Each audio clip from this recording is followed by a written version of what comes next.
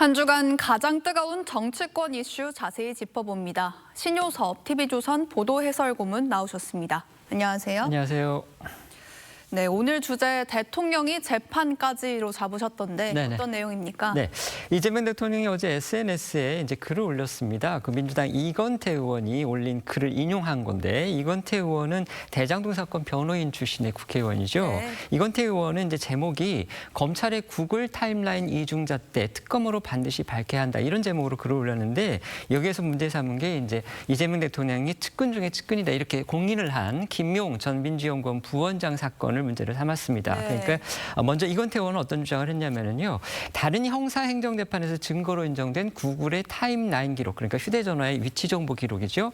그 기록을 법원, 그러니까 김용 전 민주연구원장을 다룬 그 재판부는 김 전 부원장 사건에서만 이 구글 타임라인의 기록을 김 전 부원장에게 유리한 증거로 인정하지를 않았다. 이거는 결국 검찰이 잘못을 한 것이고 법원도 잘못한 것이다. 그렇기 네. 때문에 김용 전 부원장 사건은 검찰의 조작 기소에 해당을 하는 것이고 따라서 재판을 다시 해야 된다. 이제 이렇게 주장을 했는데 이재명 대통령이 그 글을 인용을 하면서 결국 이제 그에 동의를 한다는 얘기겠죠.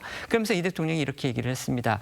유죄의 증거로 법정에서 사용되어 온 구글 타임라인이 특정 사건에서만 무죄의 증거는 되지 못한다는 해괴한 결론이다. 구글 타임라인이 알리바이를 증명함에도 기소하고 유죄를 선고하는 거. 기소는 검찰이고 유죄 선고는 법원이죠. 네. 그러니까 결국 이 검찰과 법원이 다 참으로 이해하기 어렵다. 이렇게 김용 전 민주연구원 부원장이 편을 든 것인데 지금 아시다시피 김용 전 부원장 사건은 대법원의 계류 중입니다. 대법원에서 지금 심리를 하고 있는데 그렇다면 결국 이재명 대통령이 대법원 재판에 지금 영향을 미치려는 그런 의도가 있었던 것이냐, 재판에 관여하려는 것이냐 이런 논란을 지금 자초를 한 겁니다. 네, 일단 글 내용부터 좀 살펴보면요. 네. 이건태 의원 주장은 구글 타임라인이 어제 울산의 한 재판에서 증거로 인정이 됐다는 건데 자, 그러면 왜 김용 전 부원장의 재판부는 이걸 인정하지 않았는지 좀 의아하긴 하거든요. 그렇습니다. 네, 그 이건태 의원이 어제 울산지방법원에서 이제 과로사 사건, 근로자의 과로사 사건이 있었나 봅니다. 그런데 울산지방법원 재판부는 이 구글 타임라인을 인정을 해가지고 그분의 산업재해를 인정을 했다. 이렇게 지금 이건태 의원은 주장을 합니다. 그러면서 결국 검찰은 그런데 오히려 공소사실하고 배치되는 구글 타임라인이 나오니까 증거 자체를 공격하면서 김용 전 부원장한테 유리한 증거임에도 그거를 배척했다. 지금 이게 주장의 근거거든요. 네.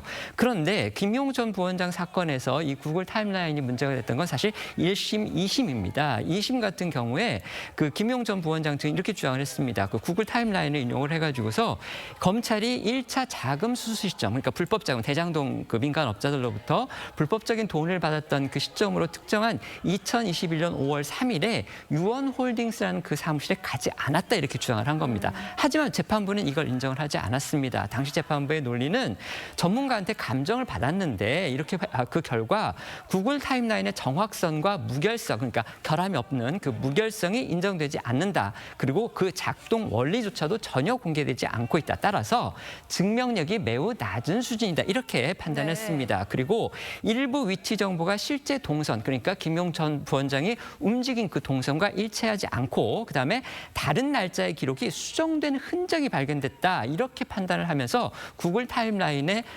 갖다가 그 김용 전 부원장한테 유리한 증거로 인정을 하지 않은 겁니다. 여기에 플러스 다른 게 또 있습니다. 아시다시피 김용 전 부원장 사건에서는 위증 논란이 있었습니다. 네. 그러니까 김용 전 부원장과 가까운 것으로 알려진 이홍우 전 경기도 시장상권진흥원장이 김용 전 부원장의 1심 재판에서 이재명 캠프 사람들한테 사주를 받고서 위증을 했다. 이런 부분과 관련해서 검찰이 기소를 했는데 실제로 이 전 원장은 1심에서 유죄 판결을 받았습니다. 그러니까 위증했다는 거죠. 네. 물론 이재명 캠프 사람들이 사주를 했다는 그 혐의를 받았던 분들은 무죄를 받았지만 어쨌든 위증을 했다는 부분이 인정이 됐기 때문에 결국 저희가 이걸 종합해서 본다면 김용 전 부원장의 항소심 재판부는 단순히 이 구글 타임라인뿐만이 아니고 이런 위증의 문제라든지 그다음에 다른 여러 가지 입증 자료와 수많은 증언을 토대로 해서 유죄를 선고를 한 겁니다. 그러니까 1, 2심이 다 김용천 부원장에 대해서 징역 5년에 벌금 7천만 원, 6억 7천만 원의 추징명령. 엄청난 이게 중형이잖아요. 그렇기 때문에 그 재판에 한 번도 들어가 보지 않았을 이재명 대통령이 단순히 이건태원의 이 주장만 갖고서 김용천 부원장을 감싸는 게 과연 합리적인 것이냐, 이런 부분에 대해서는 충분히 저희가 의문을 제기할 수가 있는 거죠. 네, 그러니까 정리를 해보면은 이제 본인의 스마트폰에 나온 이 구글 타임라인의 경우에는 일단 수정이 가능하다는 부분이 하나가 있고, 김용 전 부원장 측이 이 구글 타임라인을 제시하기는 했지만 이거보다는 유죄로 볼 만한 증거가 더 많았다, 이렇게 정리를 해볼 수 있을 것 같은데, 네. 야권에서 뭐 이 대통령이 이 글을 올린 거에 대해서 비판을 나오는 건 뭐 당연하다고 볼 수 있는데 네. 주목이 되는 게 여당 내에서도 이런 비판이 나오더라고요. 이건 네. 왜 그런 것 같습니까? 그 이유는 바로 김용 전 부원장이 이번에 민주당 전당대회에서 최고위원 선거에 출마를 했기 때문입니다. 네. 뭐 다 아시다시피 아까도 제가 말씀드렸지만 김용 전 연구원장은 당연히 이재명 대통령의 최측근이기 때문에 이른바 친명계의 지지를 받는 후보다, 이렇게 볼 수밖에 없는 거죠. 근데 우리가 상식적으로 생각을 해보면 사실 김용 전 부원장은 지난번에 국회의원 재보궐선거에서도 나오려고 했다가 좌절이 됐었잖아요. 그런데 이번에는 이제 당직을 지금 도전을 하는 건데 상식적으로는 이게 사실 맞지 않는 거죠. 물론 뭐 대법원에서 유죄 판결이 아직 나오지 않았기 때문에 나는 무죄다 이러면서 나올 수는 있습니다. 네. 하지만 정치적으로 본다면 1, 2심에서 다 중형이 선고된 사람이라면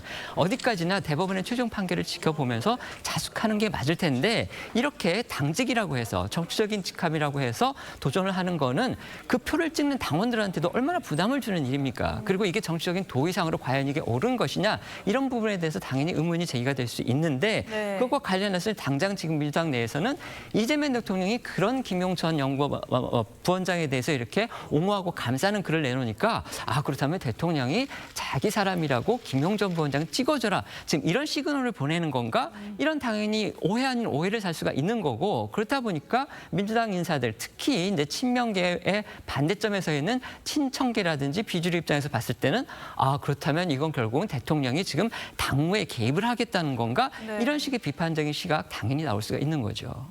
네, 물론 이 대통령의 의중은 모르겠습니다만 이런 비판을 받을 수 있다는 걸 예상하지 못했는지 궁금하기는 합니다. 오늘 말씀 여기까지 듣겠습니다. 감사합니다. 네.